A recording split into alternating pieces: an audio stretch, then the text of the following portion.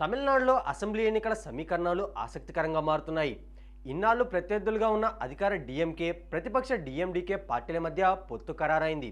గురువారం చెన్నైలోని ముఖ్యమంత్రి ఎంకే స్టాలిన్ నివాసంలో డిఎండికే అధినేత్రి ప్రేమలతా విజయకాంత్ ఆయనతో సమావేశమయ్యారు. ఈ భేటీ తర్వాత ఇరు పార్టీలు కలిసి పనిచేయనున్నట్లు అధికారికంగా ప్రకటించాయి.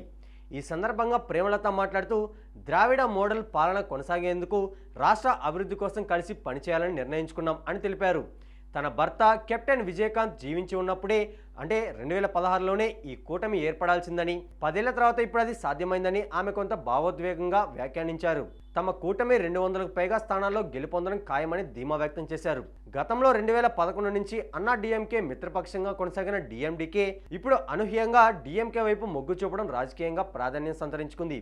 ఉత్తర మధ్య తమిళనాడులోని కడలూరు, విల్లుపురం వంటి జిల్లాల్లో డిఎండికేకు చెప్పుకోదగ్గ ఓటు బ్యాంక్ ఉంది. ఈ పరిణామంపై అన్నా డిఎంకే నేతలు తీవ్రంగా స్పందించారు. ప్రేమలత నిర్ణయాన్ని విజయకాంత్ ఆత్మ క్షమించదని విమర్శించారు. తాజా సమాచారం ప్రకారం పొత్తులో భాగంగా డిఎండికేకు 7 అసెంబ్లీ స్థానాలతో పాటు ఒక రాజ్యసభ సీటును కేటాయించేందుకు డిఎంకే అంగీకరించింది. మార్చి 5తో రాజ్యసభ నామినేషన్ల గడువు ముగియనున్న నేపథ్యంలో ఈ ప్రక్రియను వేగంగా పూర్తి చేయాలని ఇరు పార్టీలు భావిస్తున్నాయి.